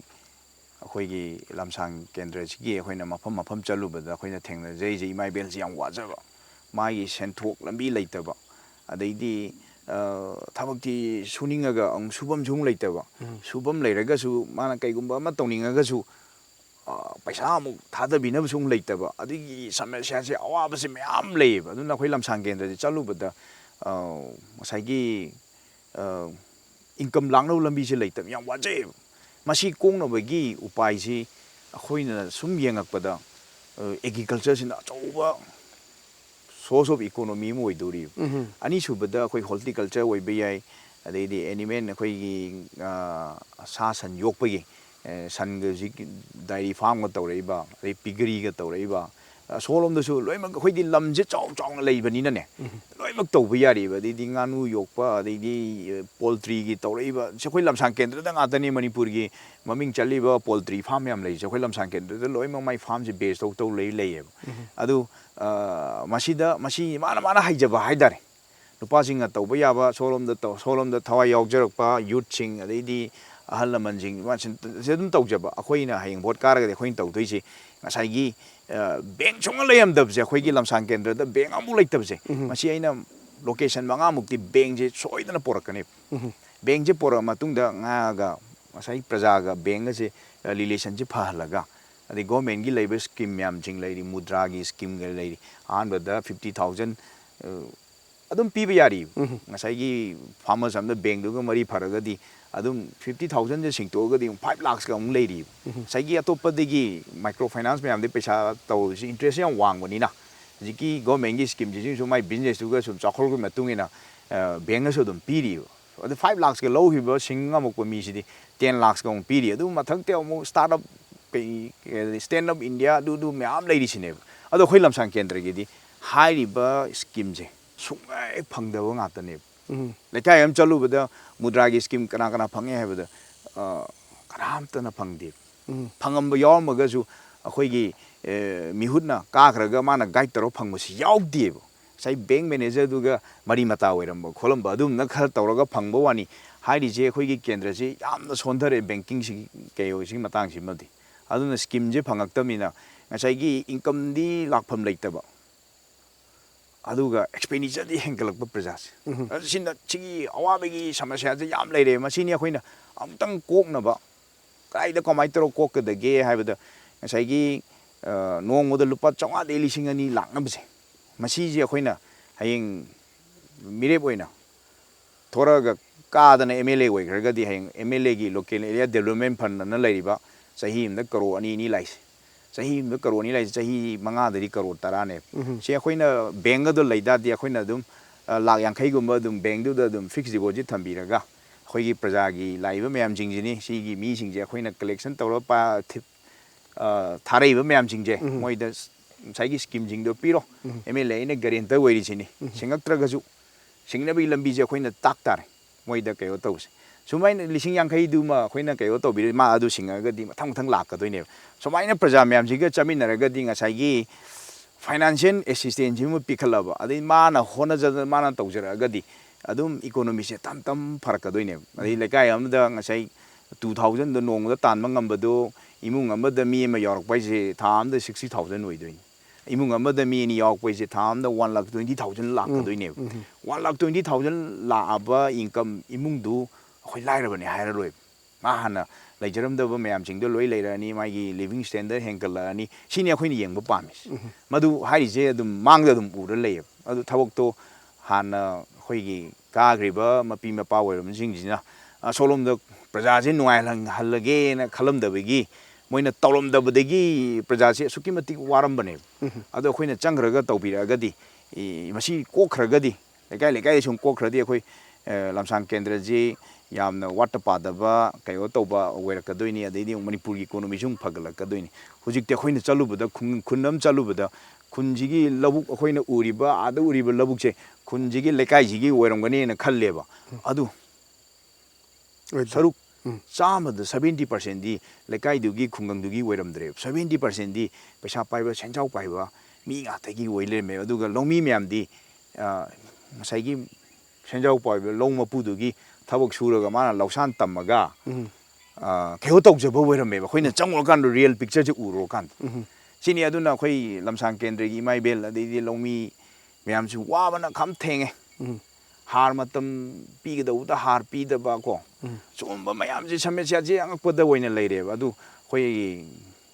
ꯇꯧꯒꯗꯧꯕ ꯃꯤꯗꯨꯅ ꯇꯧꯔꯛꯇ꯭ꯔꯒꯗꯤ ꯏꯂꯦꯛꯁꯟꯁꯦ ꯍꯧꯖꯤꯛ ꯅꯛꯁꯜꯂꯛꯑꯕꯅꯤꯅ ꯍꯧꯖꯤꯛ ꯚꯣꯠꯀꯤ ꯃꯇꯝꯁꯤ ꯌꯧꯔꯛꯑꯕꯅꯤꯅ ꯑꯩꯈꯣꯏꯅ ꯄ꯭ꯔꯖꯥꯒ ꯆꯠꯃꯤꯟꯅꯕ ꯌꯥꯕ ꯂꯧꯃꯤ ꯁꯤꯟꯃꯤꯁꯤꯡꯒꯤ ꯈꯟꯕꯤꯕ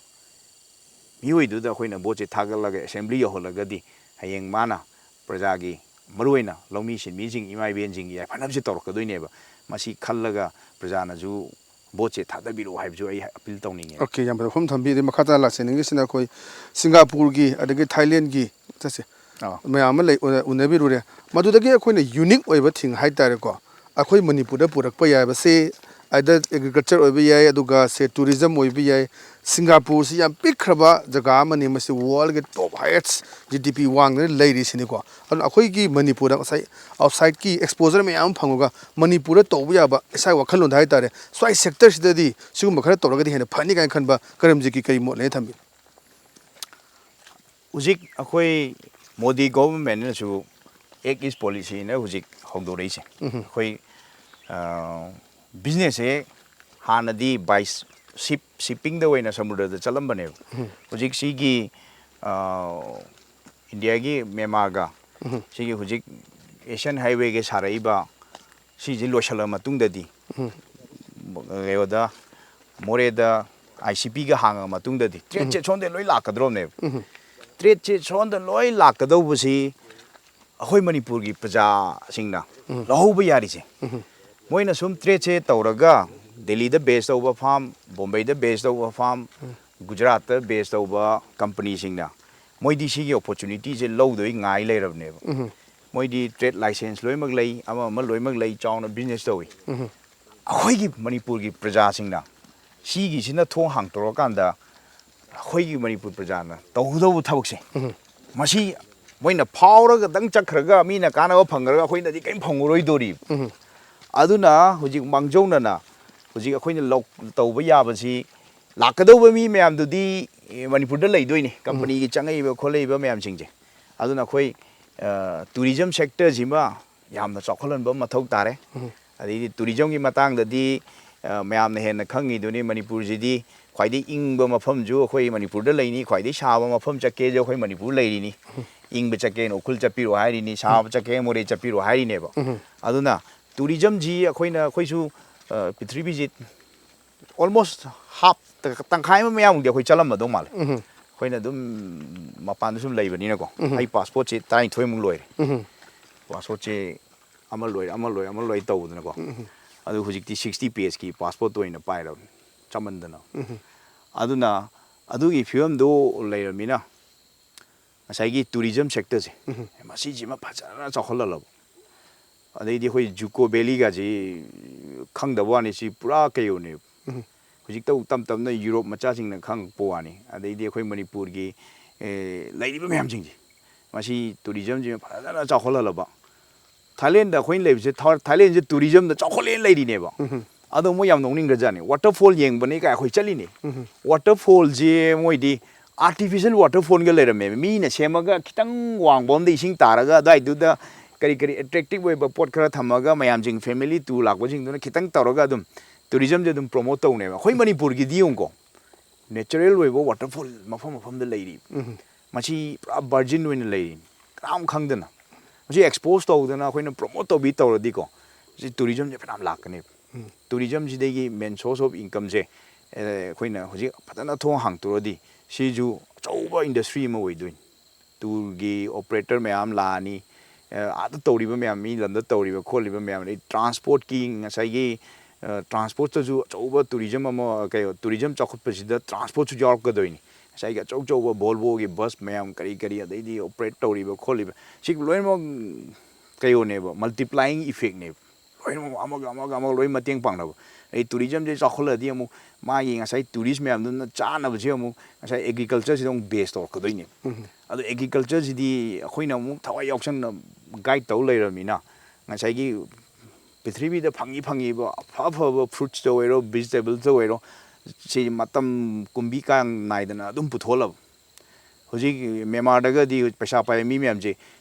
ꯑꯇꯣꯞꯄ ꯏꯟꯗꯁꯇ꯭ꯔꯤꯁꯦ ꯇꯧꯗ꯭ꯔꯕꯅꯦ ꯑꯦꯒ꯭ꯔꯤꯀꯜꯆꯔꯗ ꯑꯣꯏꯅ ꯆꯪꯊꯔꯒ ꯂꯝꯁꯦ ꯄꯨꯂꯞꯀ ꯂꯩꯔꯒ ꯍꯩꯅꯧ ꯉꯥꯛꯇꯒ ꯊꯥꯕꯤ ꯇꯧꯋꯦꯕ ꯍꯩꯅꯧꯁꯦ ꯃꯣꯏꯅ ꯑꯃꯨꯛ ꯍꯥꯔꯚꯦꯁ ꯇꯧꯔꯒ ꯑꯃꯨꯛ ꯃꯐꯝꯗ ꯊꯥꯕ ꯑꯗꯩꯗꯤ ꯑꯩꯈꯣꯏ ꯁ꯭ꯋꯥꯏꯗꯗꯤ ꯄꯨꯡꯗꯣꯟ ꯐꯥꯔꯝꯒꯁꯦ ꯂꯩꯇꯦꯕ ꯑꯗꯣ ꯊꯥꯏꯂꯦꯟꯗꯗꯤ ꯄꯨꯡꯗꯣꯟ ꯐꯥꯔꯝꯒꯁꯦ ꯆꯥꯎꯅ ꯇꯧꯗꯅ ꯑꯩꯈꯣꯏꯗꯤ ꯃꯅꯨꯡꯗꯒ ꯆꯠꯂꯦ ꯄꯨꯡꯗꯣꯟꯁꯦ ꯁꯪꯒꯝ 2-3ꯒ ꯊꯥꯕꯁꯦ ꯃꯥꯒꯤ ꯐꯩꯗꯣꯝꯁꯦ ꯐꯖꯅ ꯈꯣꯡꯕꯥꯟꯒ ꯇꯧꯍꯜꯂ ꯊꯝꯃꯦ ꯃꯁꯤꯗ ꯕꯣꯠ ꯇꯣꯡꯉ ꯆꯠꯄ ꯌꯥꯏ ꯑꯗꯨꯒ ꯑꯗꯨꯝ ꯈꯨꯗꯛꯇꯨꯗ ꯑꯗꯨꯝ ꯍꯦꯛꯀꯗꯣꯏꯅꯦ ꯑꯗꯣ ꯐꯖꯅ ꯃꯣꯏꯅ ꯇꯦꯛꯅꯤꯛ ꯑꯅꯧꯕ ꯃꯣꯗꯔꯟ ꯑꯦꯒ꯭ꯔꯤꯀꯜꯆꯔ ꯇꯦꯛꯅꯤꯛꯁꯦ ꯁꯤꯖꯤꯟꯅꯩꯌꯦꯕ ꯃꯣꯏꯅ ꯑꯩ ꯇꯤꯟꯅ ꯆꯥꯔꯝꯗꯥꯏꯁꯤꯗ ꯀꯃꯥꯏꯅ ꯄ꯭ꯔꯣꯇꯦꯛ ꯇꯧꯅꯤ ꯑꯗꯨ ꯇꯧꯅꯤ ꯃꯌꯥꯝꯁꯦ ꯑꯗꯨꯅ ꯃꯣꯏ ꯑꯥꯗ ꯇꯧꯔꯤꯁꯦ ꯑꯩꯈꯣꯏꯅ ꯃꯅꯤꯄꯨꯔꯁꯤꯗ ꯑꯗꯨꯝ ꯆꯞ ꯃꯥꯟꯅ ꯇꯧꯕ ꯌꯥꯏꯑꯕ ꯑꯗꯨꯅꯅꯦ ꯑꯩꯅ ꯑꯩ ꯉꯝꯖꯕ ꯊꯥꯛꯇꯒꯤ ꯃꯣꯏꯔꯣꯝꯗꯒꯤ ꯄ꯭ꯔꯗꯛꯁꯤꯡꯁꯦ ꯄꯣꯔꯛꯑꯒ ꯃꯅꯤꯄꯨꯔꯁꯤꯗ ꯊꯥꯕꯗ ꯆꯥꯅꯕ꯭ꯔꯥ ꯆꯥꯅꯗꯕ꯭ꯔꯥ ꯁꯨꯝ ꯌꯦꯡꯕ ꯁꯨꯝ ꯄꯤꯕꯅꯦꯕ ꯑꯗꯣ ꯃꯅꯤꯄꯨꯔꯒꯤ ꯂꯩꯍꯥꯎꯁꯦ ꯊꯥꯔꯤꯕ ꯄꯣꯠ ꯆꯥꯅꯗꯕ ꯑꯝꯇ ꯂꯩꯔꯝꯗꯦ ꯑꯩꯈꯣꯏꯅ ꯊꯥꯗꯕꯅ ꯑꯣꯏꯔꯝꯃꯦꯕ ꯑꯩꯈꯣꯏꯅꯕꯨ ꯍꯦꯟꯅ ꯐꯔꯛꯑꯦꯕ ꯇꯁꯦꯡꯅ ꯍꯥꯏꯔꯒꯗꯤ ꯂꯩꯍꯥꯎꯁꯦ ꯑꯩꯈꯣꯏꯅ ꯍꯦꯟꯅ ꯂꯩꯔꯝꯃꯦꯕ ꯑꯗꯨꯅ ꯇꯨꯔꯤꯖꯝꯅꯦ ꯑꯗꯩꯗꯤ ꯑꯦꯒ꯭ꯔꯤꯀꯜꯆꯔꯅꯦ ꯑꯅꯤꯁꯤꯃ ꯐꯖꯅ ꯆꯠꯂꯕ ꯑꯗꯨꯒ ꯉꯁꯥꯏꯒꯤ ꯑꯇꯣꯞꯄ ꯀꯝꯄꯅꯤꯁꯤꯡꯅ ꯂꯧꯗꯧꯕ ꯑꯣꯄꯣꯔꯆꯨꯅꯤꯇꯤ ꯃꯌꯥꯝꯁꯦ ꯑꯩꯈꯣꯏ ꯃꯩꯇꯩ ꯃꯆꯥ ꯑꯗꯩꯗꯤ ꯑꯩꯈꯣꯏꯒꯤ ꯆꯤꯡꯒꯤ ꯏꯆꯤꯜ ꯏꯅꯥꯎꯁꯤꯡꯅꯁꯨ ꯃꯣꯏꯅꯁꯨ ꯂꯣꯏ ꯃꯣꯏꯒꯤ ꯂꯝꯗ ꯐꯥꯎ ꯂꯣꯏ ꯂꯥꯛꯀꯗꯣꯏꯅꯤ ꯃꯣꯏꯅꯁꯨ ꯒ꯭ꯔꯦꯞ ꯇꯧꯍꯧꯔꯒꯗꯤꯅꯦ ꯑꯩꯈꯣꯏ ꯃꯅꯤꯄꯨꯔꯒꯤ ꯏꯀꯣꯅꯣꯃꯤꯁꯦ ꯐꯖꯅ ꯕꯨꯁ ꯇꯧꯅꯦꯕ ꯁꯤꯅꯤ ꯑꯩꯈꯣꯏꯅ ꯃꯅꯤꯄꯨꯔꯒꯤ ꯑꯩꯈꯣꯏꯒꯤ ꯂꯦꯟꯂꯣꯛꯀꯤꯁꯤꯒꯤ ꯇ꯭ꯔꯦꯠ ꯆꯪꯉꯛꯄꯁꯤꯗ ꯑꯩꯈꯣꯏꯅ ꯂꯧꯕ ꯌꯥꯕ ꯑꯣꯄꯣꯔꯆꯨꯅꯤꯇꯤꯁꯦ ꯁꯤ ꯑꯣꯏꯔꯒꯗꯤ ꯁꯤꯡꯒꯥꯄꯨꯔꯅ ꯇꯧꯔꯤꯁꯤꯁꯨ ꯃꯣꯏ ꯁꯤꯞꯄꯤꯡ ꯏꯟꯗꯁꯇ꯭ꯔꯤꯗ ꯁꯃꯨꯗ꯭ꯔ ꯃꯌꯥꯝꯁꯦ ꯐꯥꯎ ꯂꯥꯛꯄꯗ ꯃꯣꯏꯁꯦ ꯐꯥꯎꯗꯕ ꯌꯥꯗꯕꯅꯤꯅ ꯃꯣꯏꯁꯤꯗ ꯂꯣꯏ ꯐꯥꯎꯕꯅꯤꯅ ꯋꯥꯔꯜꯒꯤ ꯑꯐꯥꯎꯕ ꯀꯝꯄꯅꯤ ꯃꯌꯥꯝꯁꯦ ꯂꯣꯏꯅꯃꯛ ꯂꯥꯛꯑꯒ ꯑꯦꯁꯤꯌꯥꯒꯤ ꯑꯣꯏꯅ ꯍꯦꯗ ꯀ꯭ꯋꯥꯔꯇꯔꯁꯦ ꯁꯤꯡꯒꯥꯄꯨꯔ ꯑꯣꯏꯕꯅꯦꯕ ꯑꯗꯨ ꯁꯤꯡꯒꯥꯄꯨꯔꯗ ꯑꯩꯅ ꯂꯩꯔꯝꯃꯤꯁꯦ ꯉꯁꯤꯐꯥꯎꯗ ꯃꯣꯏ ꯀꯔꯤꯝ ꯄꯨꯊꯣꯛꯇꯦꯕ ꯁꯤꯇꯤꯁꯤꯗ ꯁꯟ ꯎꯗꯦ WT ꯈ꯭ꯋꯥꯏꯗꯒꯤ ꯍꯣꯡꯕ ꯃꯣꯏꯗ ꯐꯪꯕꯁꯦ WT 80 ꯁꯦꯟ ꯄꯤꯌꯦꯕ ꯁꯤꯡꯒꯥꯄꯨꯔ ꯑꯗꯨꯁꯨ ꯇ꯭ꯔꯦꯗ ꯌꯨꯅꯤꯌꯟꯒꯤ WT ꯑꯃꯅꯦ ꯃꯁꯤ ꯈ꯭ꯋꯥꯏꯗꯒꯤ ꯏꯀꯣꯅꯣꯃꯤ ꯂꯣ ꯑꯣꯏꯕ ꯃꯤ ꯑꯃꯅ ꯆꯥꯕ ꯌꯥꯕ ꯀꯩꯅꯣꯅꯦꯕ ꯑꯗꯣ ꯃꯣꯏꯗꯤ ꯌꯦꯡꯉꯨ ꯏꯂꯦꯛꯇ꯭ꯔꯤꯁꯤꯇꯤ ꯋꯥꯇꯔ ꯂꯣꯏꯅꯃꯛ ꯆꯦꯡ ꯀꯔꯤ ꯂꯣꯏꯅꯃꯛ ꯃꯄꯥꯟꯗꯒꯤ ꯂꯣꯏ ꯂꯥꯛꯄ ꯉꯥꯛꯇꯅꯦꯕ ꯃꯣꯏꯒꯤꯁꯤꯗ ꯂꯩꯁꯤꯅ ꯀꯝꯄꯅꯤ ꯑꯆꯧ ꯃꯌꯥꯝꯗꯣ ꯑꯗꯨꯅꯦꯕ ꯃꯣꯏꯗ ꯂꯥꯛꯑꯒ ꯍꯦꯗ ꯀ꯭ꯋꯥꯔꯇꯔ ꯑꯣꯏꯅ ꯂꯩꯁꯦ ꯑꯗꯨꯗꯒꯤ ꯒꯣꯔꯃꯦꯟꯅ ꯇꯦꯛꯁ ꯂꯧꯕꯅꯦꯕ ꯇꯦꯛꯁ ꯃꯌꯥꯝꯗꯨꯅ ꯃꯣꯏ ꯂꯩꯕꯥꯛꯁꯦ ꯆꯂꯥꯏꯕꯅꯦꯕ ꯑꯗꯨꯒ ꯇꯨꯔꯤꯖꯝ ꯌꯥꯎꯍꯟꯕꯅꯦꯕ ꯑꯗꯩꯗꯤ ꯂꯣ ꯑꯦꯟ ꯀꯩꯅꯣꯗꯣ ꯂꯩꯕꯥꯛꯇꯨꯒꯤ ꯑꯦꯗꯃꯤꯅꯤꯁꯇ꯭ꯔꯦꯁꯟꯗꯣ ꯃꯣꯏꯗꯤ ꯐꯖꯅ ꯃꯦꯟꯇꯦꯟ ꯇꯧꯔ ꯆꯠꯂꯃꯤꯅ ꯂꯩꯕꯥꯛꯁꯦ ꯑꯗꯩꯗꯤ ꯗ꯭ꯔꯒꯀꯁꯦ ꯑꯩꯈꯣꯏ ꯁ꯭ꯋꯥꯏꯗꯗꯤ ꯗ꯭ꯔꯒ ꯇꯧꯔꯒ ꯌꯥꯝ ꯂꯦꯝꯅꯕꯩ ꯃꯑꯣꯡ ꯇꯧꯋꯦ ꯃꯣꯏꯗꯤ ꯒ꯭ꯔꯥꯝ ꯑꯗꯨꯗꯤ ꯍꯦꯜꯂꯒꯗꯤ ꯑꯗꯨꯝ ꯍꯥꯠꯄꯤꯅꯦꯕ ꯃꯣꯏ ꯄꯅꯤꯁꯃꯦꯟꯁꯦ ꯑꯗꯨꯅ ꯗ꯭ꯔꯒꯀꯥꯁꯤꯗꯤ ꯇꯣꯛꯈ꯭ꯔꯣ ꯑꯩꯈꯣꯏ ꯆꯤꯡꯒꯝ ꯆꯥꯔꯒ ꯂꯝꯕꯤꯗ ꯆꯠꯂꯒ ꯐꯨꯛꯀ ꯀꯥꯎꯊꯣꯛꯄꯗꯣ ꯑꯩꯈꯣꯏꯅꯗꯤ ꯎꯔꯣꯏ ꯈꯟꯗꯣꯏꯅꯦ ꯃꯣꯏꯗꯤ ꯑꯗꯨꯝ ꯀꯦꯃꯦꯔꯥꯗꯨꯅ ꯇꯧꯔꯒ ꯑꯗꯨꯝ ꯌꯨꯝꯗ ꯑꯗꯨꯝ ꯆꯂꯥꯟ ꯂꯥꯛꯀꯗꯣꯏꯅꯦꯕ ꯅꯪ ꯄꯨꯡ ꯑꯗꯨꯗ ꯅꯪꯒꯤ ꯁꯤ ꯇꯧꯔꯝꯃꯤ ꯈꯣꯠꯂꯝꯃꯤ ꯁ꯭ꯄ꯭ꯔꯤꯠ ꯇꯧꯔꯝꯃꯤ ꯑꯗꯩ ꯃꯣꯏꯗꯤ ꯀꯝꯃꯨꯅꯤꯇꯤ ꯄꯅꯤꯁꯃꯦꯟꯁꯨ ꯂꯩ ꯌꯥꯝꯅ ꯀꯩꯅꯣ ꯑꯣꯏꯌꯦ ꯃꯣꯏ ꯑꯥꯗ ꯇꯧꯔꯤꯕ ꯑꯦꯗꯃꯤꯅꯤꯁꯇ꯭ꯔꯦꯁꯟꯁꯦ ꯑꯗꯩꯗꯤ ꯑꯩꯈꯣꯏꯅ ꯇ꯭ꯔꯥꯐꯤꯛ ꯅꯤꯌꯣꯝ ꯊꯨꯒꯥꯏꯔꯦꯅ ꯈꯜꯂꯣ ꯈꯨꯗꯛꯇ ꯐꯥꯔꯣꯏ ꯃꯣꯏ ꯀꯦꯃꯦꯔꯥ ꯇꯧꯔꯅꯤ ꯒꯥꯔꯤ ꯅꯝꯕꯔ ꯑꯗꯨꯝ ꯑꯣꯅꯔꯗꯨ ꯁꯤꯅꯤ ꯕꯤꯜ ꯅꯪ ꯇ꯭ꯔꯥꯐꯤꯛ ꯅꯤꯌꯣꯝ ꯊꯨꯒꯥꯏꯕꯒꯤ ꯐꯥꯏꯟ ꯁꯤ ꯂꯩꯔꯦꯅ ꯁꯤꯅꯦꯕ ꯃꯣꯏꯅ ꯑꯥ ꯇꯧꯔꯤꯁꯦ ꯑꯗꯨꯅ ꯁꯤꯇꯤꯗꯣ ꯑꯗꯨꯃꯥꯏꯅ ꯇꯧ ꯑꯩꯈꯣꯏꯁꯤ ꯇ꯭ꯔꯥꯐꯤꯛꯀꯤ ꯅꯤꯌꯣꯝ ꯊꯨꯒꯥꯏꯕꯗꯒꯤ ꯀꯂꯦꯛꯁꯟ ꯇꯧꯔꯗꯤ ꯅꯣꯡꯃꯗ ꯄꯩꯁꯥ ꯐꯅꯌꯥꯝ ꯃꯅꯤꯄꯨꯔꯁꯤ ꯂꯥꯛꯀꯅꯦꯕ ꯑꯗꯨ ꯑꯩꯈꯣꯏ ꯁꯣꯝ ꯇꯧꯗ꯭ꯔꯕꯅꯦꯕ ꯃꯦꯅꯦꯖꯃꯦꯟ ꯑꯣꯀꯦ ꯃꯇꯝꯁꯨ ꯂꯣꯏꯁꯤꯜꯂꯛꯄꯗ ꯀꯔꯝꯖꯤꯠꯀꯤ ꯃꯣꯠꯇ ꯒꯨꯗ ꯄꯣꯂꯤꯇꯤꯁꯤꯌꯥꯟ ꯑꯃ ꯑꯐꯕ ꯄꯣꯂꯤꯇꯤꯁꯤꯌꯥꯟ ꯑꯃꯁꯦ ꯀꯔꯤꯅꯦꯅ ꯈꯜꯂꯤ ꯃꯥꯒꯤ ꯀꯦꯔꯦꯛꯇꯔꯁꯦ ꯁꯤ ꯑꯣꯏꯐꯝ ꯊꯣꯛꯏ ꯍꯧꯖꯤꯛ ꯄꯣꯂꯤꯇꯤꯛꯁ ꯆꯪꯉꯛꯑꯕꯅꯤ ꯍꯧꯖꯤꯛ ꯃꯤꯔꯦꯞ ꯑꯣꯏꯗꯣꯔꯕꯅꯤ ꯒꯨꯗ ꯄꯣꯂꯤꯇꯤꯁꯤꯌꯥꯟ ꯑꯃꯁꯦ ꯀꯔꯤ ꯑꯣꯏꯕ ꯌꯥꯏ ꯃꯥꯒꯤ ꯃꯒꯨꯟꯁꯦ ꯁꯤ ꯑꯣꯏꯕ ꯌꯥꯏꯕ ꯀꯔꯤ ꯃꯣꯠ ꯂꯩ ꯊꯝꯃꯤ ꯒꯨꯗ ꯄꯣꯂꯤꯇꯤꯁꯤꯌꯟ ꯍꯥꯏꯕꯁꯤ ꯃꯥꯁꯨ ꯏꯆꯝ ꯆꯝꯕ ꯃꯤ ꯑꯃꯅꯤ ꯀꯣꯃꯟ ꯃꯦꯟ ꯑꯃꯅꯤ ꯇꯧꯕꯇꯕꯨ ꯑꯩꯈꯣꯏꯅ ꯁꯨꯝ ꯌꯦꯡꯕꯗ ꯃꯌꯥꯝꯒꯤ ꯁꯦꯕꯥ ꯇꯧꯒꯦꯅ ꯊꯣꯔꯛꯄ ꯃꯤꯁꯤꯗꯤ ꯃꯉꯣꯟꯗ ꯌꯥꯝ ꯆꯦꯟꯅꯅꯤꯡꯕ ꯃꯒꯨꯟꯁꯦ ꯀꯠꯊꯣꯛꯄ ꯉꯝꯕꯒꯤ ꯊꯧꯅꯥ ꯑꯃ ꯂꯩꯕ ꯑꯃ ꯆꯪꯍꯟꯅꯤꯡꯉꯤ ꯑꯗꯒꯤ ꯋꯥꯈꯜ ꯄꯤꯛꯇꯕ ꯋꯥꯈꯜ ꯈꯨꯗꯕ ꯈꯔ ꯕ꯭ꯔꯣꯗ ꯑꯣꯏꯊꯣꯛꯄ ꯁꯤꯃꯁꯨ ꯆꯪꯍꯟꯅꯤꯡꯉꯤ ꯑꯗꯩ ꯑꯆꯥꯟ ꯃꯤꯔꯥꯏ ꯅꯥꯏꯗꯕ ꯍꯥꯏꯇꯥꯔꯦ ꯃꯥꯁꯤ ꯃꯌꯥꯝꯒꯤ ꯁꯦꯕꯥ ꯇꯧꯒꯦꯅ ꯊꯣꯔꯛꯏꯃꯤꯅ ꯉꯁꯥꯏꯒꯤ ꯀꯠꯊꯣꯛꯄ ꯁꯤꯃ ꯌꯥꯎꯍꯟꯅꯤꯡꯉꯤ ꯑꯗꯒꯤ ꯑꯃꯨꯛꯁꯨ ꯅꯨꯄꯥ ꯊꯣꯛꯄ ꯍꯥꯏꯇꯥꯔꯦ ꯑꯩ ꯁꯤꯃꯒ ꯇꯧꯒꯦ ꯀꯥꯏꯅ ꯈꯜꯂꯒ ꯃꯉꯣꯟꯗ ꯋꯤꯜ ꯑꯃꯒ ꯌꯥꯎꯅ ꯑꯩ प्रजा सिमतगा तौगे कायन खनब सुम मैमसे लो यावहनिंगे अदैदी यामनसु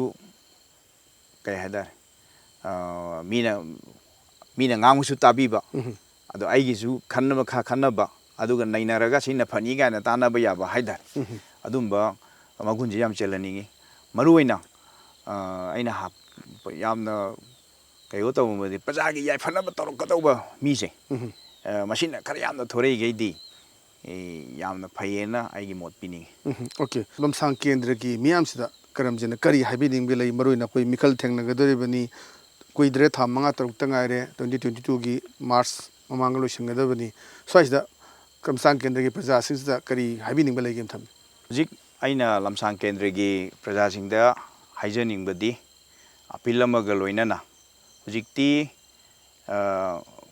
election je lakadore hanna mamangaida oigibana oigre hujik anouba lakadove election jidadi praja gi yaifanaba khalakadauba Lomi amasung sinmi singi khanbirakadauba Meerep ta ꯑꯩꯒꯤ ꯗꯥꯏꯇ ꯍꯛꯁꯦ ꯆꯍꯤ ꯃꯉꯥꯒꯤꯁꯦ ꯑꯃꯨꯛꯇꯪ ꯁꯤꯟꯅꯔꯒ ꯑꯃꯨꯛꯇꯪ ꯂꯧꯃꯤ ꯁꯤꯟꯃꯤꯁꯤꯡ ꯑꯗꯩ ꯏꯃꯥ ꯏꯕꯦꯟꯅ ꯋꯥꯖꯔꯤꯕ ꯃꯌꯥꯝꯁꯦ ꯑꯃꯨꯛꯇꯪ ꯐꯒꯠꯅꯕ ꯃꯥꯏꯀꯩꯔꯣꯝꯗ ꯆꯪꯅꯕꯒꯤ ꯃꯥꯅ ꯄꯥꯝꯖꯕ ꯍꯥꯏꯇꯥꯔꯦ ꯑꯗꯨ ꯃꯔꯨꯑꯣꯏꯅ ꯂꯧꯃꯤ ꯁꯤꯟꯃꯤꯁꯤꯡꯕꯨ ꯈꯟꯕꯤꯔꯛꯀꯗꯧꯕ ꯃꯤꯔꯦꯞꯇꯨꯗ ꯚꯣꯠ ꯅꯝꯕꯤꯔꯒ ꯑꯃꯨꯛꯇꯪ ꯃꯌꯥꯝꯒꯤ ꯁꯦꯕꯥꯁꯦ ꯇꯧꯕ ꯉꯝꯍꯟꯁꯤ ꯍꯥꯏꯕꯁꯤ ꯑꯩ ꯑꯄꯤꯜ ꯇꯧꯅꯤꯡꯉꯤ ꯁꯤꯃꯉꯥꯏ Okay, thank you so much. Aduga khoi Elite TV ki makai de su karamjana khanjari ba manglan du mai paktana mikhal sida mai paktana miyam gi seba to bungam bi habsi Elite TV ki makai de su hanan haijari. ꯌꯥꯝꯅ ꯅꯨꯡꯉꯥꯏꯖꯔꯦ ꯑꯃꯁꯨꯡ ꯉꯁꯤ elite ꯇꯤꯚꯤꯒꯤ ꯇꯥꯃꯣꯏꯅ ꯂꯥꯛꯇꯨꯅ interview ꯂꯧꯕꯤꯕꯁꯤ ꯌꯥꯝ ꯍꯥꯏꯅꯤꯡꯉꯥꯏ ꯂꯩꯇꯅ ꯊꯥꯒꯠꯄ ꯐꯣꯡꯗꯣꯛꯆꯔꯤ ꯑꯗꯨꯒ ꯂꯣꯏꯅꯅ ꯂꯣꯏꯁꯤꯜꯂꯛꯄꯁꯤꯗ ꯃꯌꯥꯝꯕꯨ ꯚ꯭ꯌꯨꯋꯔꯁ ꯃꯌꯥꯝꯕꯨ ꯑꯃꯨꯛꯀ ꯍꯟꯅ ꯑꯩꯍꯥꯛꯅ ꯈꯨꯔꯨꯝꯖꯔꯤ. Kasigidi adumba Elite TV ki Meerep the candidate matang aswai loisinjare makha ta na khoi tuan ba Meerep tholaiba nahasing maruina makhoi gi tuan ba wakhalun aduna Manipur da awon ma purakna ba hona badani Elite TV na su asabu thodang yajari busiduna mathangi episode ta atopa candidate ama Meerep ma unaraga mana kari tawningi ba kari damukta mikhan thengnari ba mai pa kana kari tawduri ba haibadu mayam thamjage kasigidi kanena ba thangnejari pinebirisi.